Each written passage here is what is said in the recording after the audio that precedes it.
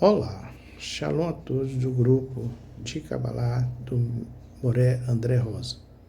Me chamo Teone Castro de Oliveira, sou aluno do Moré André Rosa. O mestre Moré André Rosa é um astrólogo, cabalista e mestre na Torá. Seus ensinamentos através de vídeos e aulas no canal de YouTube. Essas aulas são feitas de forma muito didática. Seus vídeos têm um conteúdo profundo e bastante maravilhoso. É de fácil entendimento e compreensão. Você vai se surpreender com a Torá e a Kabbalah de uma maneira nunca antes explicada. Vai abrir a sua mente e seu coração. Vai aumentar muito os seus conhecimentos na Torá e na Kabbalah. Também recomendo a você que faça o mapa astral. Se você deseja se conhecer, você vai se surpreender com tanto conhecimento de si mesmo. Tudo de forma clara e objetiva. Obrigado, Moré André Rosa, por partilhar seus conhecimentos. Que o Eterno recompense com muita saúde, vida longa e sustento farto. A todos dos grupos da Kabbalah, do mestre Moré André Rosa, muitas brahas do Eterno. Baruch Hashem.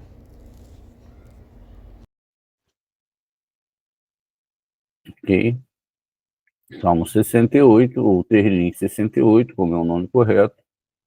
O versículo é o 31. Diz aqui, né? Guiar Hayat Kine Edat Averim. Então, sobre a repreensão, não é?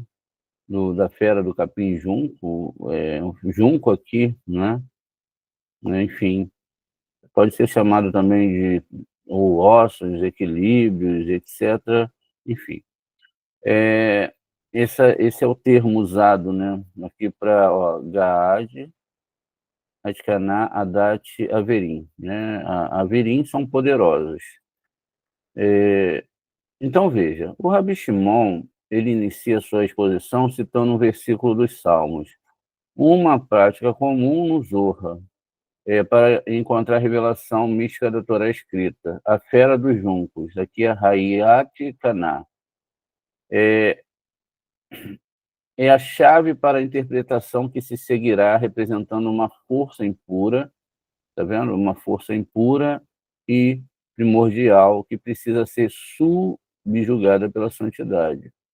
Repreenda a fera do junco, esta é a fera, força vital na qual Esaú se unificou.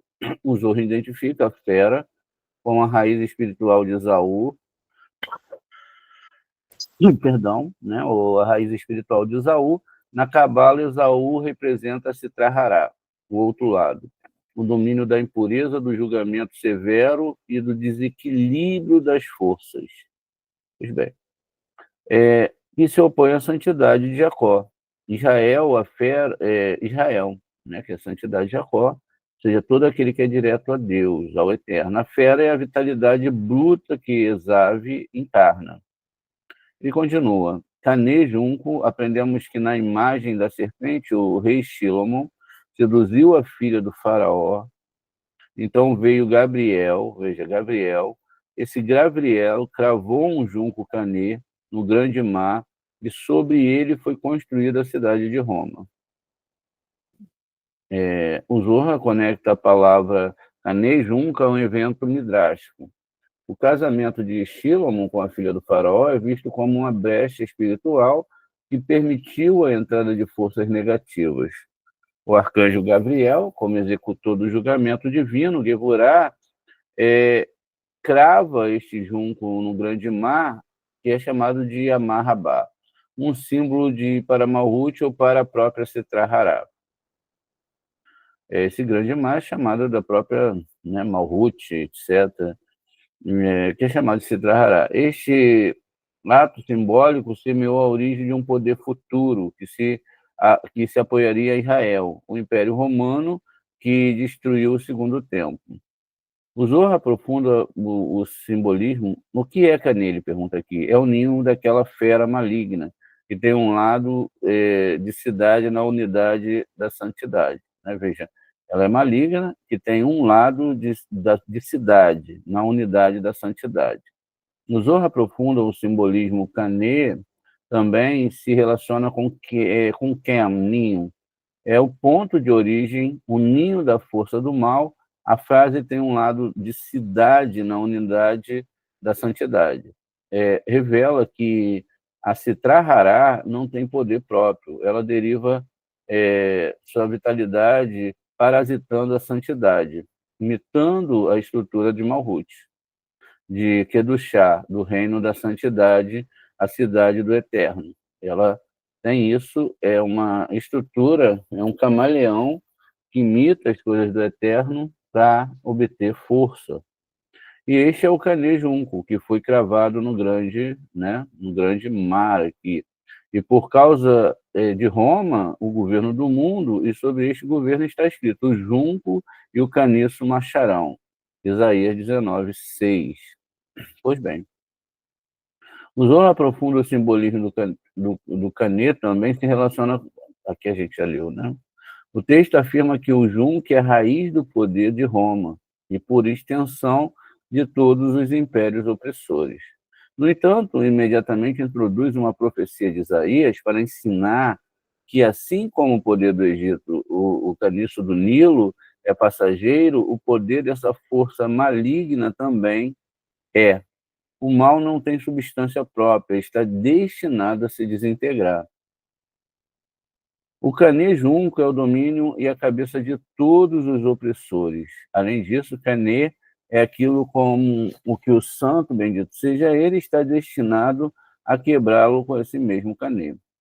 Aqui reside o clímax da lição. A palavra Canê não significa apenas junco, mas também cana de medir, Canê Hamidá, um símbolo, né, da justiça e da ordem divina. O Zohar revela um paradoxo cósmico, a própria ferramenta do conceito que representa a ascensão do mal, Canê, será o instrumento de sua destruição. Isso reflete o princípio de Midá Keneged Midá, ou seja, medida por medida, né? A justiça divina, e a redenção final virá pela retificação e uso correto da mesma energia que foi corrompida. A gente dá uma parada aqui, né? Vamos ver se a gente consegue depois ler essa outra parte aqui, mas vamos lá. A gente, quando fala dessa cana, né? Desse pequeno junco, era uma coisa usual no Egito usar junco para criar papiros. Vamos ver aqui, para que a gente possa entender um pouquinho mais profundamente isso, né? Primeiro a gente vai falar da origem de Roma, que é o fato principal de lá. Depois a gente vai percorrer outros caminhos para entender um pouquinho mais, através do livro de Daniel, a estátua de Daniel e assim por diante. Veja, do ponto de vista estritamente histórico, Roma não descende diretamente de nenhum império anterior. Ou seja, os impérios que houveram eram diferenciados. Roma não foi uma continuação ou herdeira do sangue da Babilônia, Pérsia ou Grécia. Veja, tanto Babilônia como Pérsia, né, foram impérios que dominaram sobre Israel. Eles dominaram sobre o mundo, né, sobre parte da história. A trajetória de Roma foi única. Início como cidade-estado, Roma começou com uma pequena aldeia na Península Itálica, fundada, segundo a lenda, em 753 da Comum. Por séculos foi uma potência local, primeiro como uma monarquia e depois como uma república. As influências culturais. Roma não nasceu no vácuo, ela foi profundamente influenciada por duas grandes culturas.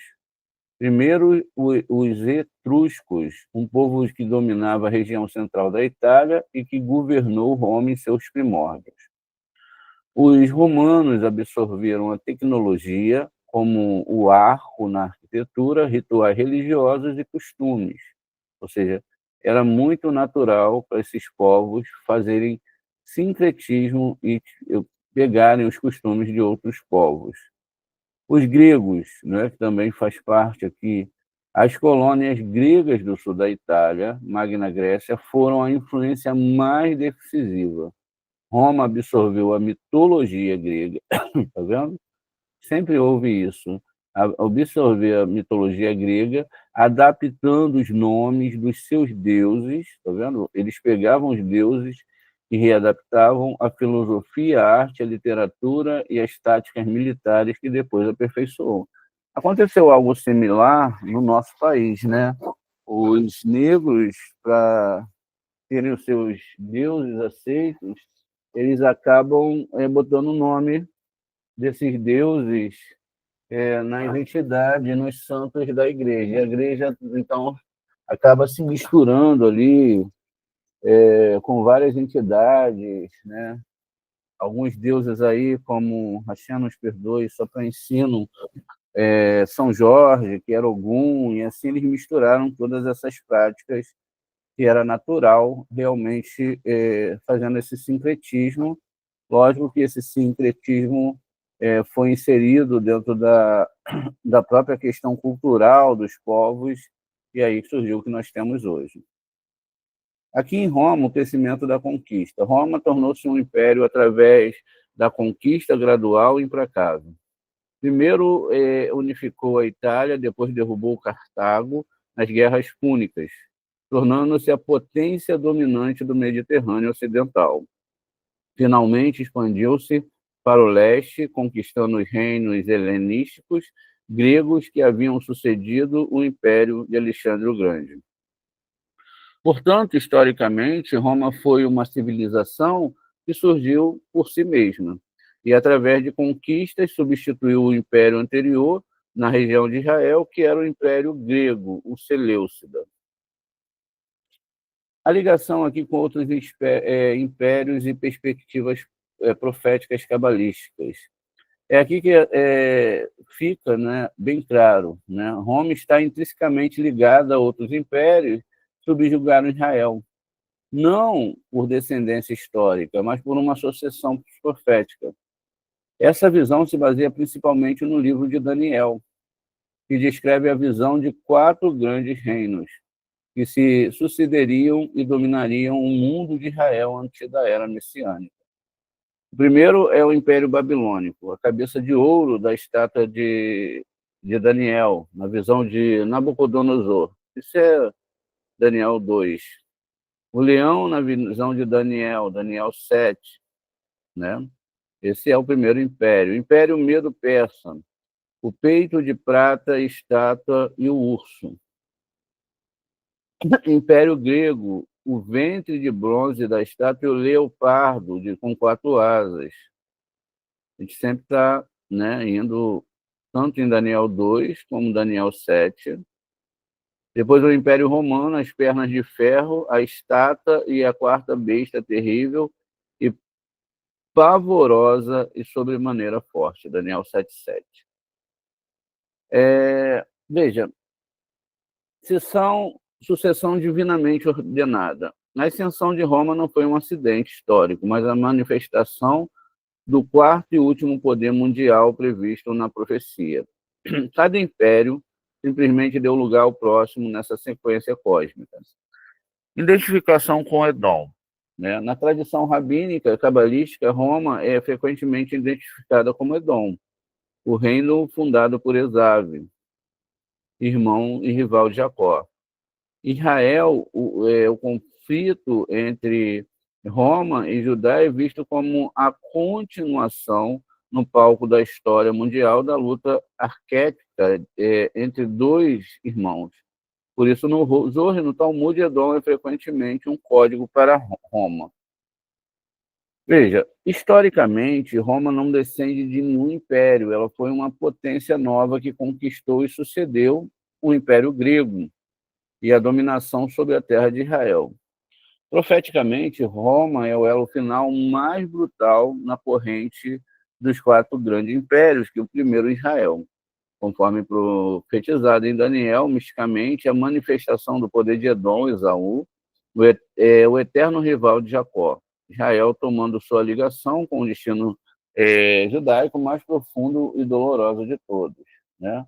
Então, veja, quando chega no final, lá acima foram discutidas algumas partes da estátua, mas não foram os pés de ferro e barro e argila. No sonho de Nabucodonosor, conforme descrito, é interpretado por Daniel 2:33, 34 e 41 e 43, a estátua possuía as pernas de ferro e seus pés eram em parte ferro e parte de barro. Esta mistura não é acidental, carrega um simbolismo profundo sobre a fase final do Quarto Império, Roma e seu legado. A nature dívida, né? Dividida, perdão, a natureza dividida. A mistura de ferro e barro representa um reino dividido e internamente fraturado. Não é mais o ferro puro, é sólido das pernas, e sólido das pernas. O ferro simboliza a força, a tirania, o legado de poder e leis e a lei herdada dos impérios romanos. É a tentativa de manter um governo centralizado e esmagador. O barro, a argila, simboliza a fragilidade, a fraqueza e a degeneração. O barro é quebradiço, representa a mistura de povos, ideologias e alianças instáveis, que não conseguem se unir de forma coesa.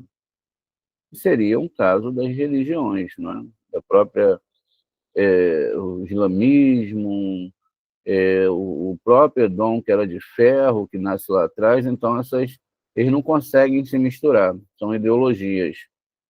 Então, e alianças aqui instáveis, que não conseguem se unir de forma coesa. Daniel mesmo interpreta esse será um reino dividido, eles se misturarão com a semente humana, mas não se ligarão um ao outro, assim como o ferro não se mistura com barro, Daniel 2:41, 43. O estágio final de domínio humano. Os pés com seus 10 dedos representam a forma final que este poder mundial assume. Muitos intérpretes veem isso como uma confederação final de nações ou governantes que surgem do legado romano.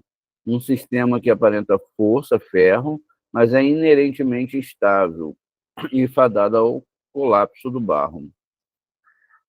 A pedra que cai, né, na visão, vem uma pedra e despedaça essa estátua.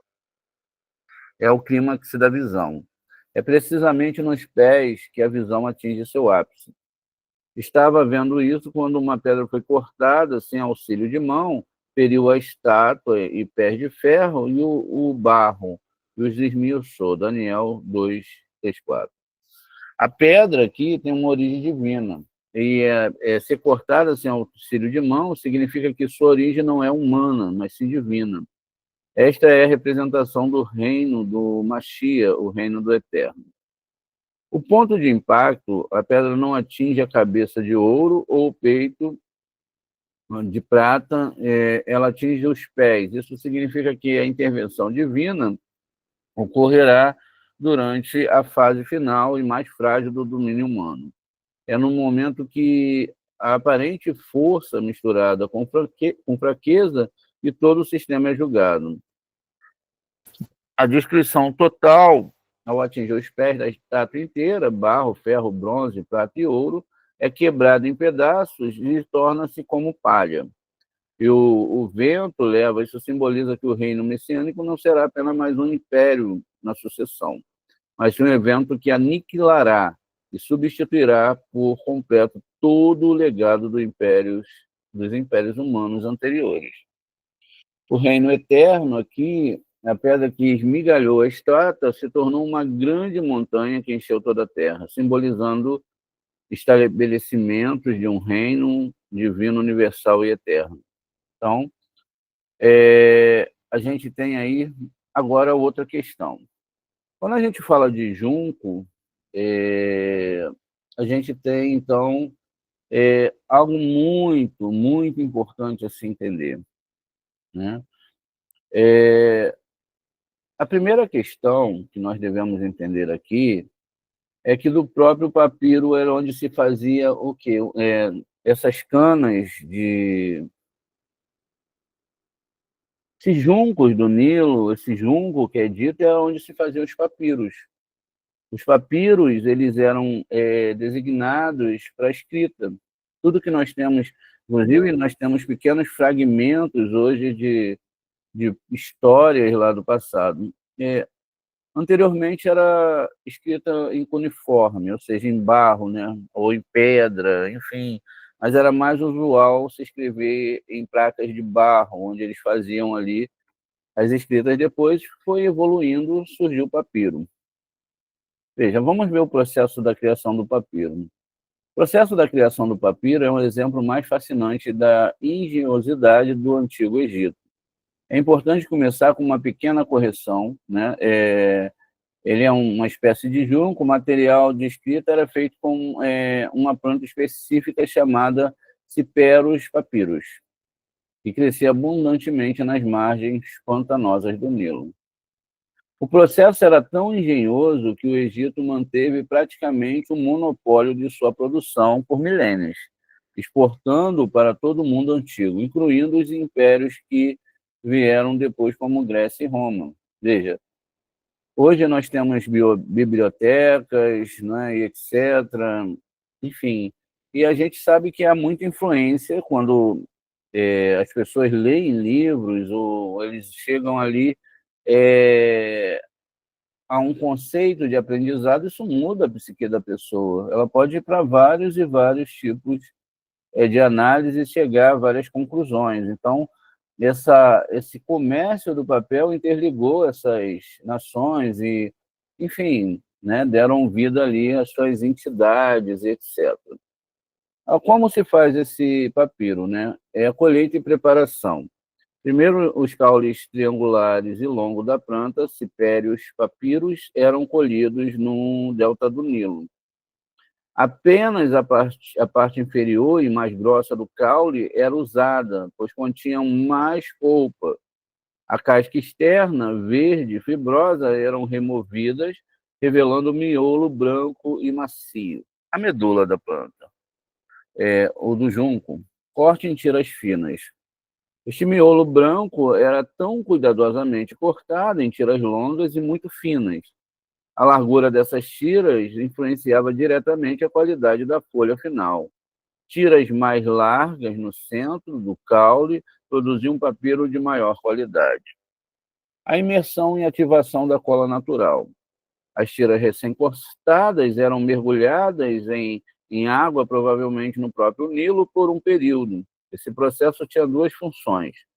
Ele amaciava as fibras vegetais e ativava a seiva natural da planta, uma substância açucarada, que funcionaria como adesivo natural para unir as tiras. A montagem da folha, passo a passo. O passo genial, né? As tiras amolecidas eram retiradas da água e depositadas sobre uma superfície dura e úmida.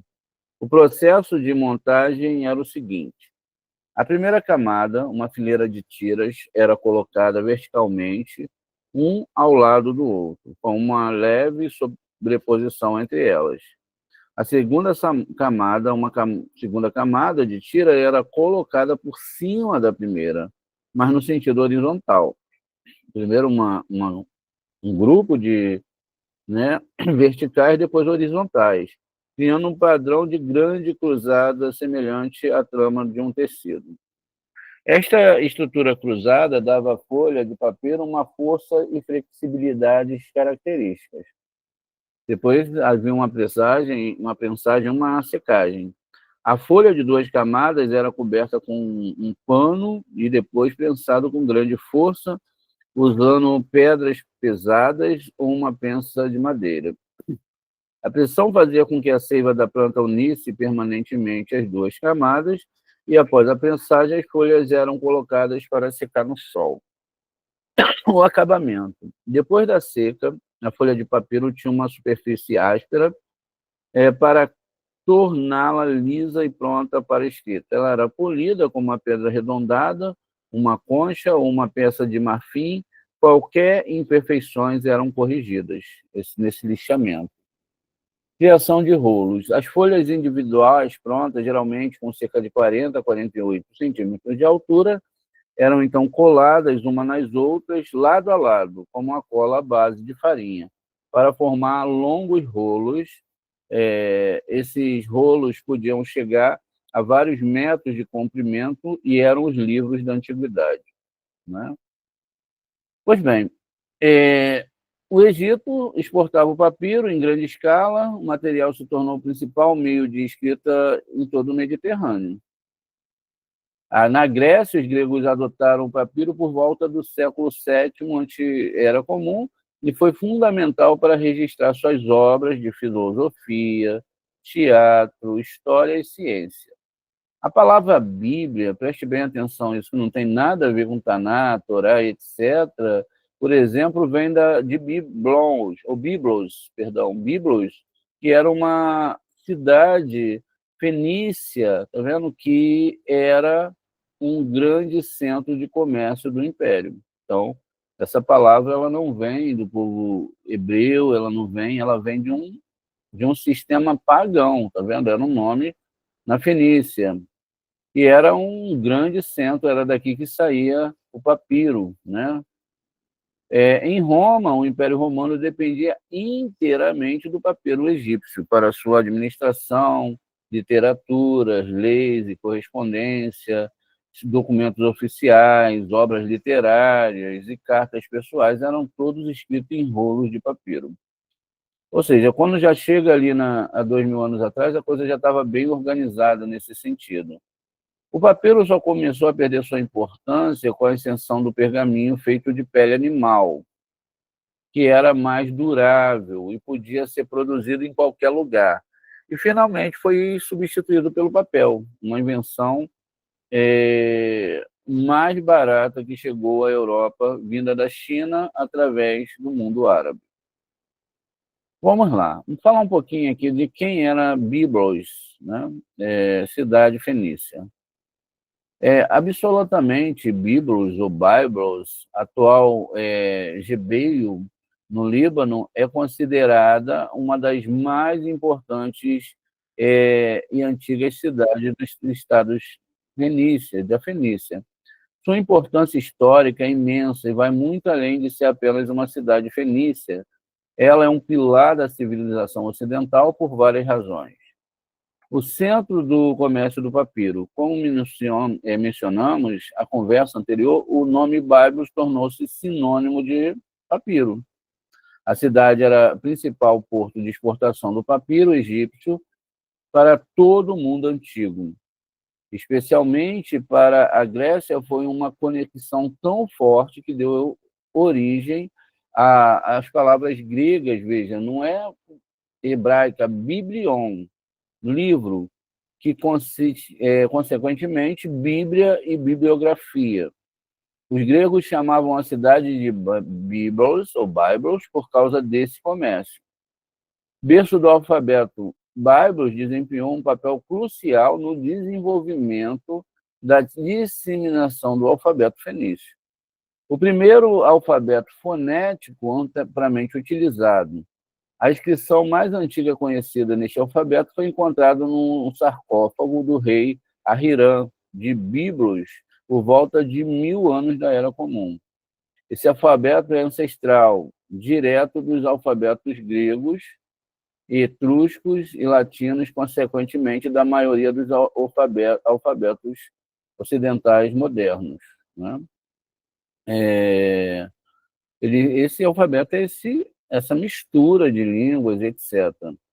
É antiguidade extrema. Byblos era uma cidade mais antiga do mundo, continua habitada com vestígios de ocupação que remontam ao período neolítico, mais de 7.000 anos atrás. Portanto, quando você ouve de Byblos ou Byblos, está ouvindo o nome de um dos principais centros comerciais, culturais e de inovação do mundo antigo. Um verdadeiro coração da civilização fenícia. Hoje suas ruínas são patrimônios da Unesco. A religião do povo fenício era uma religião cananita politeísta, complexa e profundamente ligada às forças da natureza, aos ciclos agrícolas e ao mar.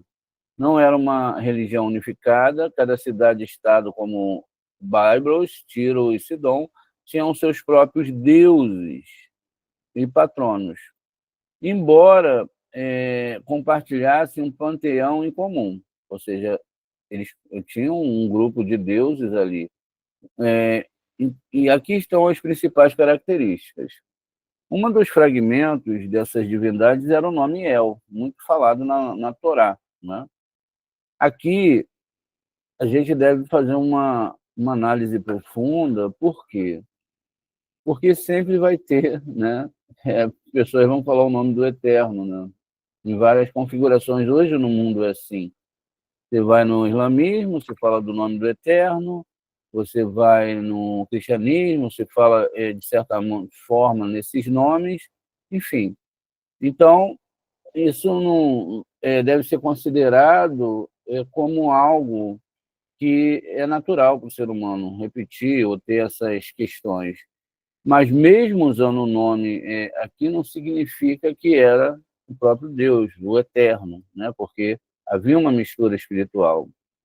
Então esse era o Deus Supremo, o Criador de todas as coisas, o Pai de outros deuses, era visto como uma figura de autoridade, um rei sábio, um ancião, mas com o tempo seu culto foi muitas vezes supratado pelo culto a Baal, em termos de popularidade. Baal, que era outro deus adorado. O nome significa Senhor ou Mestre. Baal era uma das divindades mais importantes e cultuadas. Era o deus da tempestade, da chuva, do trovão e, consequentemente, da felicidade da terra.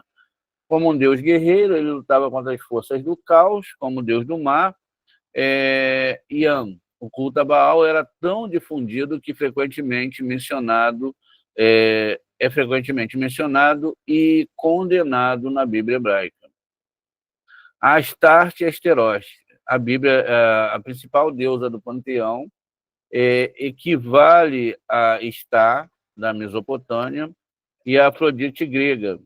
Era uma deusa da fertilidade, do amor, da sexualidade e da guerra. Consorte de Baal, seu culto era extremamente popular e envolvia rituais de fertilidade, né? Em Byblos, ela era conhecida como Dama de Byblos. Mercate, o deus patrono da cidade de Tiro, cujo nome significava rei da cidade. Era um deus da vida e da morte, da ressurreição, associado ao ciclo anual da vegetação. Os gregos o identificaram como seu herói, Heracles. Adonis, um deus jovem, de extraordinária beleza, associado à morte e à ressurreição, né? Aquela mesma história do Novo Testamento. Seu mito, que envolvia sua morte trágica por um javali, e seu renascimento anual era especialmente central na cidade de Byblos. O luto por sua morte, a celebração do seu retorno eram rituais importantes, né? Aqui segue-se falando dos cultos, etc., mas a ideia aqui era só trazer para vocês o que era Byblos, né? Como essa cidade, que era também a cidade que ali produzia os papiros, né? Enfim, era um centro comercial, cultural. E por que a gente falou disso? Justamente porque a gente falou aqui da fera do canê, né, do capim-junco, etc. E a gente usou aqui uma ligação com essa questão, que é a questão focada da Torá, é sobre o estudo da Torá, é a construção das ideias da Torá, o que, de certa forma, essas pessoas receberam um certo ensinamento, mas elas começaram a adentrar paganismo e etc., e começaram a fazer idolatria com essas imagens. E a gente viu já anteriormente que as forças impuras, elas copiam as forças puras, enganam as pessoas, e as pessoas então começam a prestar culto para essas entidades, achando que elas são o Criador, mas na verdade elas estão sendo enganadas. O que a mão direita faz, a esquerda também faz. Isso é complexíssimo de entender, não é? Então veja só quem consegue realmente estudar a Torá no seu original, entender a Torá no seu original, e se o Hashem quiser livrá-la, tem essa ainda, não é? Não é qualquer um, não é de qualquer maneira, vai entender profundamente. Pois bem, vamos começar aqui agora. A gente ainda não, eu acho que não entra no shiur ainda, como tinha que ser, mas a gente entra agora na questão aqui do entendimento de um processo. Ou seja, a própria Torá, né, ela já falou dos 4 impérios, e realmente no livro de Daniel, a gente vê ali depois os 4 impérios sendo feitos, o último agora o romano, que é o mais extenso, o qual misturou todas as culturas. Na Cabala, a gente tem um rito de Pêssar, e o rito de Pêssar, ele tem um porquê, né, de receber ali 4 copos de vinho. Esses 4 copos de vinho, ele tem, na verdade são 5, um é de Eliarro, mas isso aí é uma coisa que a gente vai ter que discutir, eu acho que a gente até discutiu. Enfim, veja, o cérebro. O cérebro, né, é o centro de comando do seu corpo. A Cabala, então, vai dividir o cérebro, né, em 4 partes, porque existem 4, né, que são consumidos, 4 taças de vinho. Essas 4 taças de vinho, elas têm uma simbologia, não é somente você tomar ali uma taça de vinho, etc., na festa, não. É uma taça que tem um simbolismo, né? Essa taça de vinho, ela tem um simbolismo, e são 4, e esse simbolismo é exatamente mostrando esses impérios. Olha só, então temos 4 taças de vinho, não é isso? Então isso significa o quê? Significa os impérios, tá vendo? 4 impérios. Os últimos impérios que são misturados, veja, o próprio Roma se misturou com outras religiões, e esses 4 copos de vinho representam cada um dos impérios. Nós tomamos isso porque o cérebro ele absorveu toda essa cultura pagã. O cérebro em si, segundo a Cabala, assim quando a Cabala também divide, não é, a questão dos órgãos, olha, o homem tem 248 órgãos, não é necessariamente isso, está falando de Torá, espiritualidade, essas coisas assim. Então, veja, aqui nessa questão, o cérebro é dividido em 4 partes. Essas 4 partes, elas são denominadas da seguinte forma, segundo a Cabala. Ela tem 2 partes menores e 2 partes maiores. É assim que funciona esse sistema. Quer dizer, isso também é uma representação desses impérios, porque uns foram grandes e outros foram pequenos. Então, esse cérebro ele é chamado de P1 e P2, segundo a Kabbalah, não é? E G1 e G2. Né? Grande 1, grande 2, G1 e G2, P1, pequeno 1 e pequeno 2, P1 e P2. Esses impérios que vieram, o que eles usaram? Um papiro. O que eles fizeram com a mente do ser humano? Eles colocaram todas as informações que eles queriam e aquilo que eles acreditavam. O que eles acreditavam? Em deuses pagãos. Veja, eles acreditavam em deuses pagãos. Esses deuses pagãos era a fonte, não é, do império, tanto egípcio como desses impérios romanos. O que houve foi ou uma mudança da imagem da idolatria, às vezes, como aconteceu com a Igreja Católica, nós falamos, né, fizeram ali uma mesclagem dos anjos, dos santos da igreja, com essas questões desses deuses da África, está tudo errado, lógico, né? Mas só para a gente entender, veja, isso tudo entrou aonde? Dentro do cérebro do ser humano. Nós somos conhecimento, na verdade. O conhecimento, ele é necessário para tudo. Então, chegamos nesse mundo, nascemos meio no automático, né? Os pais sabem quando a criança vai nascer. A criança em si, ela chega ali com pequenos atributos para sobrevivência. Talvez o homem seja um dos animais mais complexos, porque depende ali do cuidado da mãe por um longo período, até começar a andar e etc., alimentação. Sozinho não sobreviveria, essa é a verdade. Enquanto tem animais aí que nascem já andando, em poucas horas já dominam o meio que eles habitam, o ser humano tem essa questão. Com o tempo ele vai crescendo, então ele absorve ali, né, certa parte o que o pai e a mãe entendem do mundo, né, a família, irmãos, etc., primos.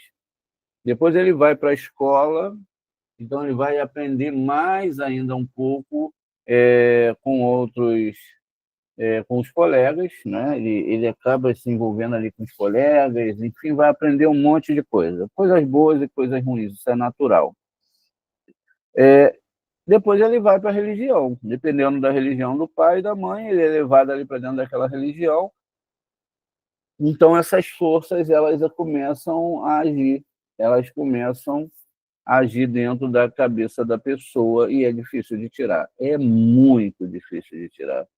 Se a pessoa ela não tiver realmente uma conexão, se ela realmente não tiver um start do eterno, ela não sai. Ela não sai daquele sistema de forma nenhuma. Ela fica presa. Se ela não tiver uma capacidade intelectual de entender as coisas, ela não sai de forma nenhuma. Só se realmente ela virar ateia, sei lá, isso também pode acontecer, o que também é horrível. Eu não sei qual é o pior, né? A pessoa se tornar um ateu ou ela se tornar uma pessoa idólatra, ou para ela sair da idolatria. Tudo isso é complicado. A verdade é que a Torá fala dos dois casos, tanto do ateu como daqueles que não têm fé no Boré, né? Eles não tiveram uma ligação, então isso significa o quê? Que o Da'at deles, ou seja, a questão ali, o que a gente chama ali de glândula pineal, essas pessoas elas estão desconectadas. Elas não conseguem entender o mundo espiritual, elas estão totalmente ancoradas aqui. As outras pessoas, elas estão ligadas a outras entidades. A gente viu que isso é possível, o Zohar, inclusive, fala muito disso, dessas identidades, e fala para a gente se afastar disso. É lógico que, se eles falam, Deus fala a todo momento para se afastar, é que isso vai dar um curto-circuito na mente da pessoa, e depois vai ser difícil dela sair. A gente viu isso na aula de ontem, né? O laço do passarinheiro, o caçador. Pois bem, veja, e aí o que acontece? A cada vida a pessoa vai nascendo, mas ela traz um pouco da idolatria lá de trás, né? Na alma, e também ela pode nascer já dentro de uma construção espiritual idólatra. Ela nasce ali dentro daquela cultura e etc. e absorve tudo. Então aquilo é o que ela acredita. No Japão fala-se de dragão e etc. É aquilo que ela acredita. A gente não vai citar todas as religiões, a gente já sabe disso. Agora, mudar a ideia de qualquer uma dessas pessoas é difícil. Então, a proposta da Torá, na verdade, não pensa, é beber esses 4 copos de vinho, cada um representando uma questão espiritual dentro da Torá, ou seja, um império. Cada um desses impérios, e a gente tem um nome especial para a limpeza dessas forças, que não na verdade, o nome Rie, como eu vou já desenhar aqui para vocês. É um nome que serve para limpar dessas entidades. Veja, cada copo de vinho, e por que o vinho? Simbolicamente, o vinho ele tem álcool, e o álcool ele vai para o cérebro. né? Ele vai direto ali para o cérebro e ele dá aquele efeito. Não é para as pessoas se embriagarem, né? A Torá proíbe a embriaguez, mas a pessoa pode tomar uma tacinha de vinho ali, olha, desde o momento que ela não vai ficar caindo aí pelas ruas, tá vendo? Então, essas tacinhas, elas entram para isso. Agora, o verdadeiro sentido aqui é isso que a gente está fazendo, estudando os segredos da Torá para descodificar isso. Porque, veja, o vinho, que é Yain, que está ligado a Sod, e tem Gematré 70, é que vai no final, essas 4 taças de vinhos, que, veja, corresponde a esses impérios, e também corresponde aos 4 nomes do Eterno e também aos 4 mundos espirituais. E, quer dizer, o cérebro humano ele está dentro dessa composição. Ele foi levado por um afastamento, isso foi necessário, tinha que passar pelo que passou, para que ele pudesse agora retroceder e entender a Torá. Por isso que a Torá ela é magnífica, não é? Ela é magnífica nesse sentido de explicação. A própria estátua mostra que no final acontecerá isso. E o incrível é que está acontecendo tudo como a Torá diz. Veja, a gente tem outra questão, e a gente já falou algumas vezes dessa questão, porque a Torá ela traz a metáfora ali da gravidez de Rivka. Né? Rivka ela estava grávida e ela tem ali uma... Né? Deixa eu ver se eu consigo fazer aqui lembrar aqui de uma forma. Acho que é essa. Então, veja, a Rivka ela estava grávida e ela tinha, né, na barriga dela 2 meninos. Aí existe aí toda uma configuração que a gente está tentando fazer aqui com vocês para dar uma tonalidade aqui à barriguinha de Rivka. Essa é a barriga de Rivka, né? Assim, pelo menos a gente tenta aqui mostrar um pouco, é só uma simbologia, lógico. Então tá, aqui é a barriguinha de Rivka, e a barriguinha de Rivka, ela tinha, não é? Não dá. Deixa eu tentar fazer outra coisa aqui. A barriguinha de Rivka, ela tinha 2 lados, porque ela tinha 2 bebês na sua barriga, não é? Uma era Esav e a outra era Jacó. Vamos botar aqui umas cores diferentes na barriguinha dela. Não vai ficar né, algo aqui simétrico, nem tão redondo, mas é só uma pré-ideia, como eu disse para vocês. E essas 2 forças que estavam dentro dela, não é? Uma era chamada de Jacó, né? Então, e a outra era chamada de Esav. Vamos pegar um nome aqui de Esav. Eu gosto de pegar aqui porque aqui a gente já traz com os sinais maçoréticos, né? Então, veja, Esav. Deixa eu ver se a gente consegue achar aqui Esav, olha. Aqui em Bereshit 27:1. Deixa eu ver, ó, aqui o nome Esav, tá vendo? É muito, ó, é Ain, Shin e também o Vav. É uma realidade. Então, o Esav, ele era o quê? Ele estava na barriga também. Veja, o Itzhak reza e ele vai ter ali, não é, a resposta para a sua reza, e ele vai ter 2 filhos. Um deles é o Esav, como a gente está vendo aqui, e o outro era o Yaakov, não é? A gente ouve muito falar dessas histórias, etc. Veja, o Esav está aqui do lado esquerdo, logo vai ter o Yaakov. Vamos achar aqui o nome do Yaakov com sinais maçoréticos. Então, veja.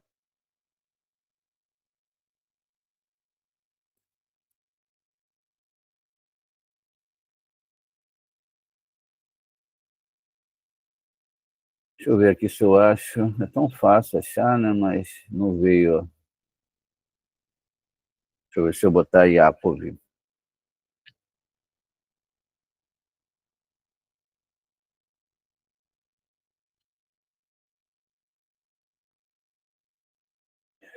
Trinta e sete um fala de Yaakov, ou 37:2. Então, veja, Vaishev, está aqui o nome Yaakov. Mais uma vez.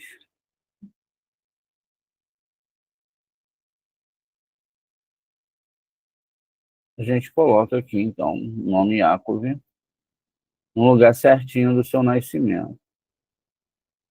Existe um Midrash que fala o seguinte, uma explicação, né? Que diz o seguinte, olha, o Jacó, mais uma vez, nasceu agarrado no calcanhar de Esav, né? O que significa? Que o Jacó, sendo mais velho, essa aqui é lógico, não é a máxima, não quer dizer que duas sementes vão entrar numa barriga e vai ser assim, isso é uma explicação, tá, gente? Então, duas sementes que entram aqui, o que significa?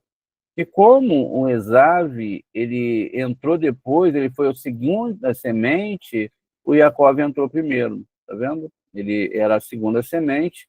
E o que aconteceu com isso? Na hora de chegar nesse mundo, essa semente de Esav saiu primeiro. Então, olha só, na hora de nascer, como ele tinha entrado em segundo, ele foi germinado em segundo, ele saiu primeiro, tá vendo? E aí nasceu. E o Yaakov, ele nasce agarrado no calcanhar dele. Aqui, ó, exatamente fala, tem toda aquela história. Agora a gente precisa entender isso, né? Pois bem, não eram dois homens, eram dois alfabetos. Eu já expliquei isso, né? Acabamos de ver essa questão da informação e etc., como tudo funciona. Por isso que a Torá era um livro diferenciado com a escritura hebraica e eles traduziram, fizeram formatações, encaixaram as suas culturas, fizeram um sincretismo terrível e hoje a gente está totalmente poluído, né? Os nomes dos meses são nome de imperadores, nome de deuses, os nomes da semana também parece ser a mesma coisa. Enfim, tudo, até mesmo quando a gente vai falar pela graça de Deus, a gente está falando o nome de Deus, de deuses romanos. E é uma proibição, é um pouco complicado, sabe? É um pouco complicado. Veja, a gente tem muita coisa errada no nosso idioma. Ou a gente deixa para lá, não é? Ou a gente leva isso a sério, não sei. Veja, graças, né? As graças, deusas romanas, né? Eu vou botar aqui porque isso também ele não traz. Então, tudo isso são nomes pagãos. Veja, as graças às deusas romanas, que foram sendo inseridas no nosso idioma. Muitas vezes aqui estão elas, ó, as três graças, até lembra um pouquinho a Trindade, não é? Que eles inseriram também. Veja, estão aqui, olha, as três moças aqui, enfim. Então, está ligado aí quando a Afrodite quis seduzir Quises e tal, todo um sistema. Veja, o próprio nome Deus foi uma troca ali do Z pelo D e ficou Deus. Aí é Zeus. Tudo é muito mascarado e as pessoas não entendem isso, né? Depois vocês pesquisem melhor. De onde isso vem? De onde isso vem? Isso vem de Esav, porque o Esav era o caçador da história. O Jacó era um homem da barraca, um homem de estudo de Torá, ele jamais seria enganado. E a gente vai ver que isso é uma grande verdade. Veja, o cérebro aqui esquerdo, que é as coisas desse mundo, idolatria, pode se levar à idolatria, é Esav. O lado direito é Jacó. Tá vendo? Aqui a gente vê a composição dentro do cérebro. Se o nosso cérebro ele é alimentado de forma errada, o que vai acontecer? Veja, os papiros, né, a questão do entendimento, a mistura religiosa, sincretismo, vai levar você para longe da Torá. O problema é que tem milhões e milhões de pessoas, né, seguindo isso. Tem milhões e milhões de pessoas que foram o quê? Alimentadas intelectualmente de forma errada. Elas foram seguindo um caminho dos seus pais, da sua cultura, dos seus, sabe, das suas religiões, enfim. Mas isso não significa que elas estão certas. Por isso que Esav ele está ligado ao quê? Vamos lá, a tudo que não tem na Torá.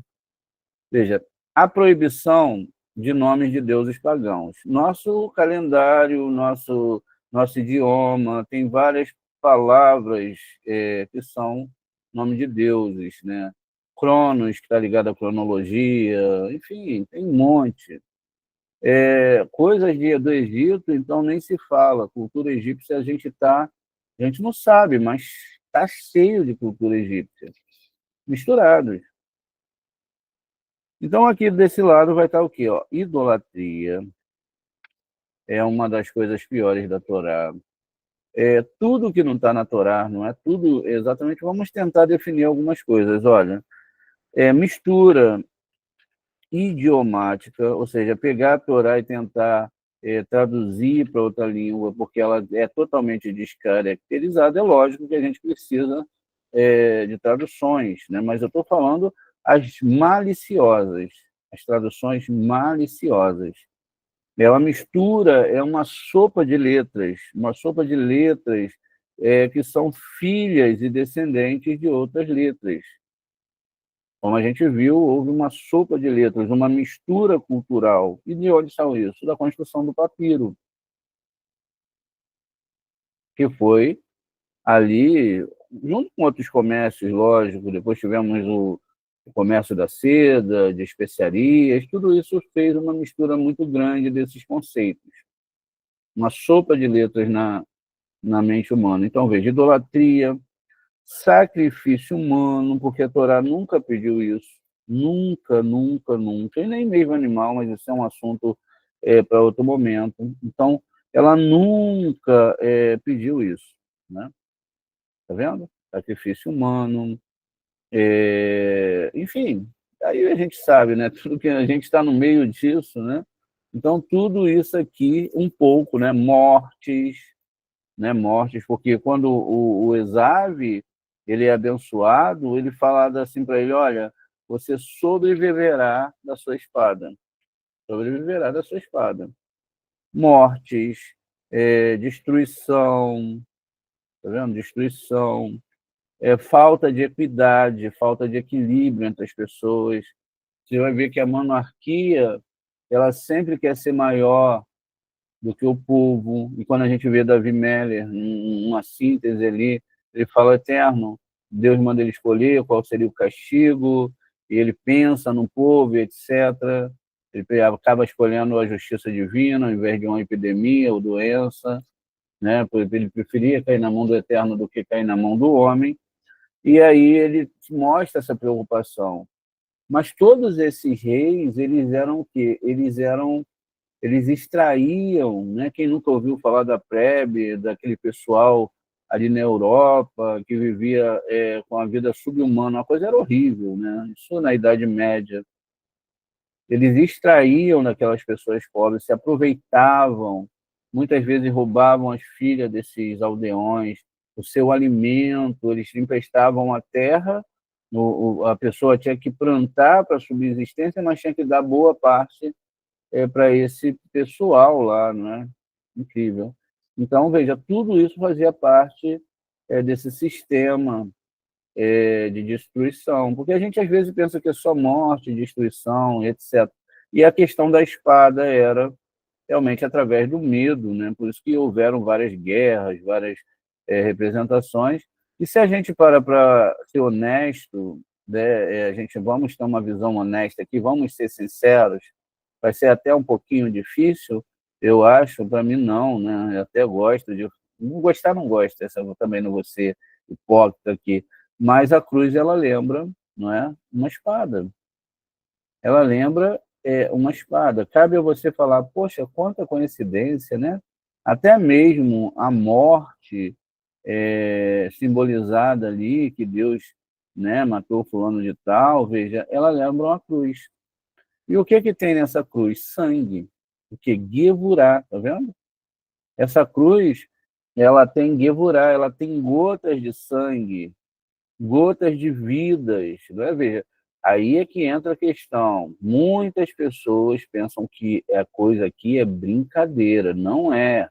A gente está falando disso porque a gente vai provar coisas para vocês na Torá que vão ser difícil de vocês aprenderem em outro local. Veja, então, ó, o sangue, né? Se você olha ali, uma morte, uma coisa horrível, e aí o sangue ali, todo mundo quer beber desse sangue, porque é feito ali, que tem que comer do corpo e beber do sangue, então tem muito sangue envolvido nessa história. Quando a gente mostra que é a cruz, a gente não está falando somente da cruz. Toda a história do cristianismo em si, ele é coberto de sangue, morte de outros povos, enfim, morte de pessoas, se a pessoa era considerada bruxa, se era inimigo da igreja, depois chegou que era inimigo dos protestantes, então isso aqui está cheio de cruz, de cruz não, de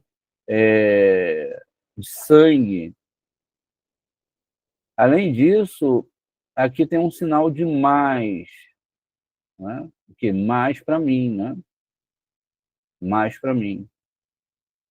Porque a frase mais famosa lá do Novo Testamento é tudo o que pedires em meu nome vos será dado, que é uma grande mentira, porque pede aí para ganhar na Mega Sena, sei lá, qualquer coisa, e aí você não vai ganhar nada. Mas veja, trouxe muita morte. Trouxe uma confusão sem igual para a Torá do Eterno, mas ela já estava aqui, ó, pesado. Tá vendo? Pesado. A gente pode agora fazer uma coisa aqui para completar mais. Talvez será, Moré, que você está certo. Poxa, sabe, é, é uma coisa assim muito, muito complicada isso, Moré. Mas vamos ver. Pois bem, eu vou pegar para vocês e vou escrever aqui o nome Yeshua. Yeshua é o nome, não é, que deram lá, e depois cismaram que era JC.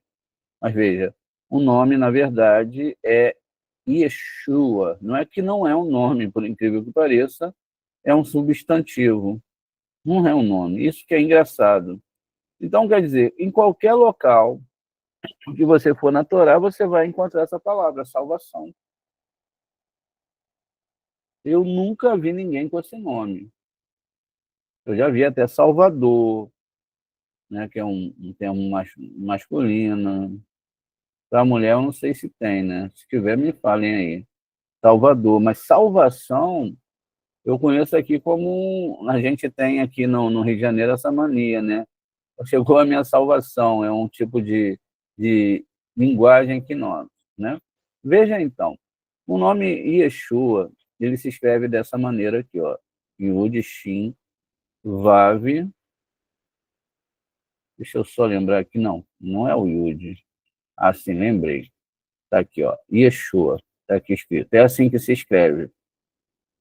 Veja, é lógico, né? É lógico, é muito certo que nem precisa ir muito longe para saber o que é idolatria, não é? E o que não é idolatria. Idolatria é, de certa forma, ou de total forma, a você fazer imagens de escultura, tá? Não. É também você colocar qualquer ser, por qualquer anjo, por maior que seja, no lugar do Eterno e adorá-lo. Vamos agora entender um pouquinho. A Torá sempre fala de duas árvores, né? Ó, vamos botar a árvore de Esav, que é uma cópia da árvore de Jacó. Então está aqui, ó, Esav, ele era idólatra, ele tinha uma árvore, e Jacó tinha outra árvore. Tá vendo? Veja, aqui a coisa ela era feita através do que a pessoa tinha o quê? Onde ela nasceu. Aí, nesse caso, o judeu ele tem proeminência, não é? Porque ele já nasce com a Torá, mas muitos reis de Israel se desviaram, a coisa é complexa. Veja, então nós temos uma árvore sefirótica, a árvore sefirótica do bem e do mal, tá vendo? Em Esav, e a árvore de Jacó, que a gente vai ver aqui agora. Pois bem, veja, o nome Esav que eu tenho aqui, né, acredito que não é necessário eu escrever em português, porque o Ain não tem som. Ele tem som, é definido pelo tserê abaixo dele. Né? Então, é E. Só tem o som de E. Aqui é uma vogal. Depois, o Sim, veja, porque o pontinho está do outro lado, o som de S. E o Kamatz abaixo faz o som de A. e aí o VAV aqui final são de V, exave, exave. Vamos pegar aqui e vamos marcar as letras aqui de cima que tem no nome de Yeshua. A primeira letra está sendo marcada. Eu vou botar em cores diferentes para vocês que ainda não estão familiarizados com o hebraico possam ver. Vamos botar se pegar aqui, vamos ver aqui, olha. Ó, aqui em azul, não quer pegar a cor, tudo bem. Vamos deixar preto mesmo. Vamos ver as próximas letras. Então, ó, o Ain tem, tá aqui, ó, o Ain, o nome de Yeshua, né? Vamos ver a letra Shin. A letra Shin também tem, ó, não quer pegar cor de jeito nenhum. Mas veja, também tem. Tem o Ain. Olha, vamos botar uma setinha aqui para você poder identificar melhor, para você ver, não é, como funciona. Ó. Tem o Ain, tá vendo? A gente está fazendo aqui um cruzamento de palavras, ó, de letras. O Ain está aqui. Tem também, deixa eu só organizar um pouquinho melhor. Ó, tem o Ain, tem o Shin. Vamos botar aqui, ó. O Shin está aqui, ó. Está aqui do outro lado, também tem. E também tem a letra Vav. Vamos botar aqui, olha. A letra Vav também está aqui, olha. Tá vendo? Olha isso, ó. 3 letras a gente já tem aí, do nome Esav. Tem um Yud a mais. E agora? Veja, vamos pegar a árvorezinha de Esav, né? Vamos colocar aqui, ó. Tá vendo? Porque tem 10 sefirotes, aqui é o quê, ó? A árvore de Esav. Tá vendo que coisa? E vocês pensam que não engana, não? Ó, é igualzinha a árvore, né? Mas aí o que que vai ter aqui, ó? Vai ter idolatria, né? Ó, idolatria, e vai se construir, ó, mistura idiomática, sopinha de letras, sacrifício humano, morte, destruição e um monte de coisa. E um rolo danado, porque vocês lembram que o papiro, como ele era construído, era colocado ali, cortado, a caninha ali do, né, o junco, e ele era botado ali na vertical e na horizontal. Então, para escrever naquele papel, tinha que se fazer ali uma mistura, uma rede danada, não é? Veja. Então, ó, essa aqui é a questão, tá vendo? A espada tá aqui, o nome tá aqui, ó, tudo direitinho, tá vendo? Olha. Agora, veja que o Yaakov, ele era um homem, não era um homem de caça, mas ele era um homem de cabana. O que que o Yaakov fez? Ele lutou com o anjo de Esaú. Tá vendo? Quem era o anjo de Esaú? Era o próprio Samar, né? A gente chama de Saman, ou Summerman, ou seja, um grupo de espíritos brabos, né? Que está desse lado aí. Ele lutou com aquele anjo e ele falou assim: olha, enquanto você não me abençoar, não entender que eu vou seguir a Torá, eu não vou fazer idolatria, você vai ter que me abençoar, porque eu não vou fazer idolatria. A minha história vai ser igual à história de Iov. Não adianta você me atacar psicologicamente, não adianta você tentar provar, não adianta, olha, mandar os seus profetas. Vocês achavam que não tinham profetas aqui? Os seus profetas. Não adianta mandar os magos do Egito, por quê? Eu estou sendo bem alicerçado na Torá. Ó. Não adianta você tentar me enganar, né? Olha que legal, né? Então, veja, o Yaakov é que ele tinha essa construção. Por quê?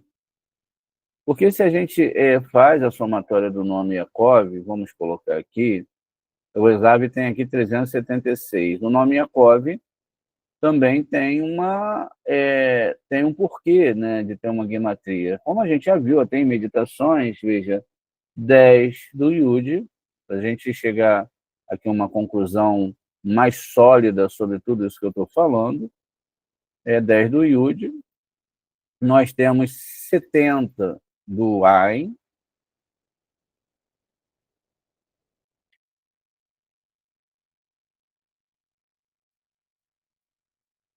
70 do Ain, 100 do Kuf,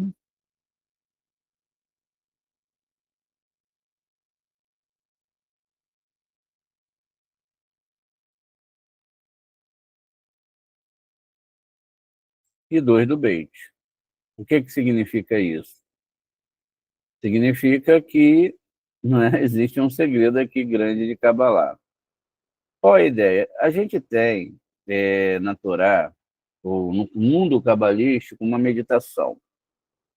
Essa meditação, né, a gente já fez algumas vezes, ela é, na verdade, duas vezes o nome Elohim. Vamos ver aqui. É só repetir aqui, só para a gente fechar esse estudo. Ou seja, Aleph,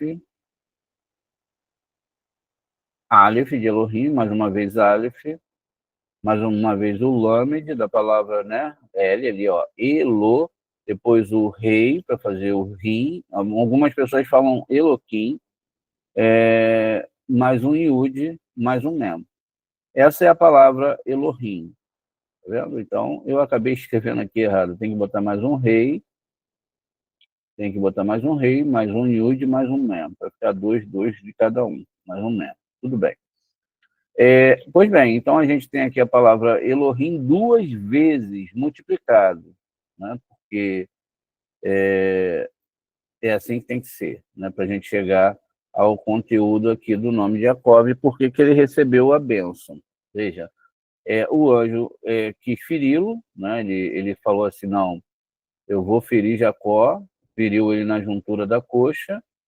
Enfim, e você vê que isso tem também a ver com a questão da própria pedra do livro lá de Daniel, que cai no pé, e etc., e desfrangalha tudo lá, tudo fica despedaçado.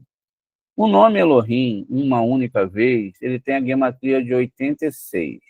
Deixa eu botar aqui, porque vai ficar mais pertinente, que a gente possa ver minuciosamente esse material, para que não fique nenhum tipo de dúvida, né, na cabeça de vocês, tá bom? Então vamos botar aqui, ó, o nome Elohim, vamos apagar, e vocês podem também aprender a fazer isso, mostrar para as pessoas, né? Olha que legal. Vocês podem, olha, vamos ver aqui a gematria, né? Ontem o Maré César falou, poxa, a gematria realmente é muito legal, né? Foi uma das coisas que me apaixonaram aí nos estudos da Torá, e é realmente, né, a gematria ela faz parte, porque essa é uma construção exatamente, deixa eu só voltar aqui, gente, olha, estou apagando errado, aqui é hebraico, você tem que apagar assim, tá bom, agora sim, agora aqui temos uma única vez Elohim, tá vendo, olha? Vamos somar aqui então, vamos botar os numerozinhos ali, ó, com bastante calma, para que vocês possam, além do que já está escrito, chamar Israel, vocês possam absorver melhor, não é, a questão gemática da coisa, porque é matemático, né? É matemática a coisa aqui. Então, vamos lá. Do Aleph, nós temos ali o Lamed como 30,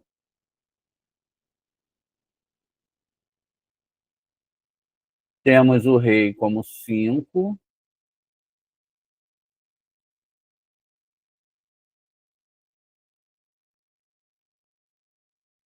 temos um Yud ali, não é? Olha que legal o Yud, com gematria 10 ali.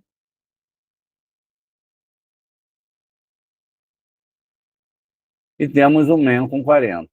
Então, muito bem. O primeiro nome aqui foi completado, veja, 40. Elohim. Então, veja, a somatória de todos esses números, 40 mais 30, 70 mais 10, 80 mais 5, 85 mais 1, 86. Essa é a numerologia da palavra Elohim. Né? Elohim. Muitas vezes o Eterno também é chamado de Elohim, mas tem que se compreender que não é qualquer tipo de Elohim, não é? Existem forças e poderes, mas não a nível do Criador. Então, é 86. Vamos fazer o seguinte, já que a gente fez essa primeira parte, vamos botar os númerozinhos aqui também, ó, em cima de cada uma das letras, para a gente poder também já deixar anotado aí, tirar um print, né? Quem sabe? Aí você estuda depois e vai fazendo aí as suas anotações. Também o 30.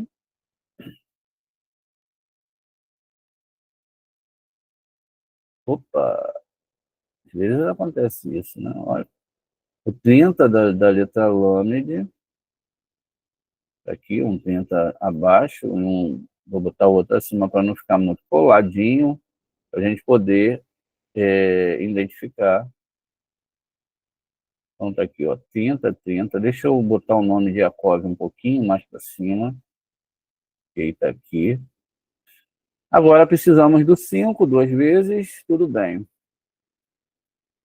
Mais 2 vezes o 5.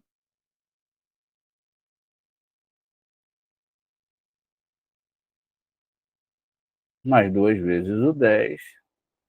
Já estamos chegando lá, olha só.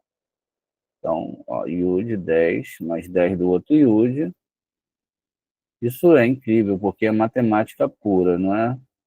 É a ciência exata, matemática, né? Não tem como você duvidar. Ok. Então, veja, a gente fez aqui exatamente a numerologia, vimos que Elohim é 86, faltou ver Yaakov, né? Yaakov é o quê? É 170, né? Porque tem, vamos ver ali número a número, deixa eu só tirar aqui, não é nada disso, aqui, olha. Agora, vamos lá, agora sim a conta, ó. 70 mais 10, 170, mais, não é? Perdão, 10 mais 70, 80, mais 100, 180, mais 2, 182. Então, o nome de Jacó, ele é 182. Esse nome é um nome anti-idolatria, para limpar a nossa mente, porque a idolatria ela surge. Veja, surgiu na cabeça de todo mundo, por que não vai surgir na sua? Dúvida. Quando Edom ataca, meu amigo e meus queridos irmãos, a coisa é braba, né? Vem aquelas músicas docinhas, aquelas músicas, né, que deixa a pessoa ali, olha, veja, mexe mesmo, mexe com a coisa toda. Aí o que Jacó falou? O anjo de Esav veio e o Esav estava preparado para chamar Jacó para andar com ele. Vamos andar juntos. O que Jacob pensou? O Jacob, que era um estudante, não ficava perdendo tempo, estudava muito a Torá, ele, não, tá, o Shema está na Torá. O Shema vai surgir, Shema de Israel, Adonai Elohim, Adonai Errad. Existem 32 caminhos de sabedoria de Kabbalah, que está descrito lá, né? 32 vezes o nome Elohim, escrito lá no primeiro início, e no início está escrito Bereshit, ou seja, Barashit, o Eterno criou 6 sefirotes, e depois Bará Elohim, depois ele criou os Elohim. Não são seres biológicos, lógico, e são seres necessários, até mesmo para o nosso Tikkun aqui, mas são seres violentos, a se trarará também. E o Esav que vivia, sabe, enganando o Itzhak, porque o Itzhak preferia o Esav. Ele falava assim, opa, eu sou um grande monoteísta, poxa, eu estudo a Torá de noite. Mentira, ele estava caçando pessoas através da lábia, da boca, falando que seguia a Torá. Não, a Torá não é assim, não. E depois ele foi desenvolvendo isso quando ele não vai casar com Leia, que era a alma gêmea dele, e a casa ela também não queria, por causa desse defeito de Esav, violência, idolatria, mistura religiosa, tudo isso estava dentro de Esav. E Esav não é um ser humano, é um sistema de Gevurah, como a gente viu aí, dentro desses impérios. O Jacó pensou, olha, eu não vou te adorar, a gente vai brigar, mas você vai ter que me abençoar. Por quê? A gente já contou essa história. Porque lá no Gan Éden, o serpente, quando enganou a Rava, deixou ela grávida de Caim. Então, as primeiras almas que nasciam agora não eram mais os primogênitos. Lembra da saída aqui do útero, que o Jacó agarra no calcanhar dele? Não era mais. Era o segundo a nascer, era que nascia primeiro agora. E era agora o filho do serpente que estava tomando conta do mundo. O Jacó veio, lutou com ele, venceu ele, e pegou a primogenitura que ele já tinha comprado há muitos anos atrás do seu irmão. E falou o seguinte, para que eu quero primogenitura se eu vou morrer nesse mundo? É a questão dele se desligar do espiritual. Ele preferiu a glória nesse mundo do que passar por um tipo 1, passar pelas coisas. Para que eu vou passar fome? Para que eu vou ficar sem esse prato de comida agora, se eu vou morrer aqui? Veja, o sentido aqui era que ele estava vivendo tudo para esse mundo. O que aconteceu? Quando ele luta com esse anjo, então agora a gente tem 2 vezes o nome Elohim, que é um nome que a gente usa para meditar, e nós devemos multiplicar por 2, para ver o que né, a gematria que acontece. Por que ele meditou? Olha, não tem 2 Elohims, não tem.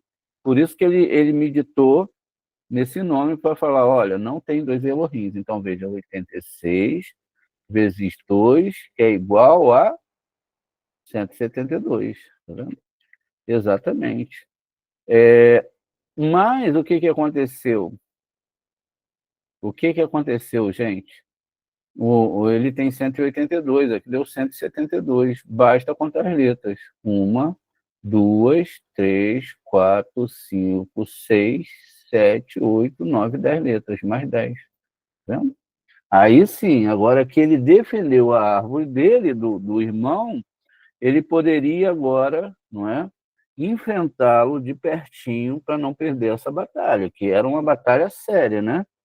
Tudo que está na Torá deve ser muito bem analisado, porque a batalha era séria. Veja, e por que esses 10 foi acrescentado, né, para 182? Porque aqui nesse 182, que é a mesma numerologia, tá vendo? Foi que ele brigou com 2 Elohims, é a árvore sefirótica da vida, é a Torá. A defesa para não cair e não se deixar envolver com essas coisas. Porque, veja, quando você é sentenciado a nascer num local, você está praticamente ali, né, já condenado à próxima reencarnação. Por quê? Porque não vai conseguir consertar. Não tem como consertar sem um Zorra Kadosh sem a Torá. Está vendo? E a árvore, ó, uma árvore contra a outra árvore. Está vendo? Yeshua, que todo mundo está aí adorando, buscando. O Jacó lutou com ele. Tá vendo? Porque ele mesmo era quem? Era o Esav. Ele vai lá mais na frente e se aproxima, vê se não é a mesma coisa que está acontecendo hoje. Ele primeiro persegue os judeus durante 2000 anos, assim como, veja, a gente está no ano... foram 22 anos para depois ele voltar para a casa do seu pai, e parece que é a mesma coisa, os judeus foram perseguidos, mortos por 2000 anos, porque eles protegiam a Torá. Agora, o cristianismo está falando que ama os judeus. Trouxas são eles se acreditarem. Por quê? O que o Jacó fez? Chegou lá, o seu irmão pulou no seu pescoço, veja, essa árvore aqui pulou no pescoço dessa árvore aqui, o Esav, ou seja, toda essa mistura aqui pulou, lógico que o Jacó já tinha mandado os presentes para amansar seu irmão, pulou aqui no pescoço dele e falou, vamos andar juntos. O Jacob, muito assustado, ou seja, o Esav estava com 400 homens. Ele falou, o quê? Não, meu irmão, que saudade de você. Vai você na frente que eu vou atrás. Por quê? Eu ando lentamente. Qual é o sentido aqui? Papiro, ando lentamente, é o que está acontecendo agora. Ó, 2000 anos de perseguição, agora eles estão se aproximando, estão se beijando, mas eles se esqueceram que Jacob anda lentamente, por quê? Ele não sai correndo para estudar a Torá, ele analisa cada coisa dentro da Torá. Ele não pega um texto traduzido, muito mal traduzido, ele não deixa de observar as sefirotes, ele faz um estudo de excelência, não é? Eu não sei se esse estudo é de excelência, mas não estou sendo, eu acho que é, né? Então, veja só, ele faz um estudo de excelência, ele pega e espreme tudinho, ó. E quando ele espreme, hoje nós temos a história, também o papiro foi bom, porque depois passou para a pele de animais, se preservou ali as escrituras, etc. E nós temos hoje como analisar ponto a ponto cada coisa que aconteceu na história.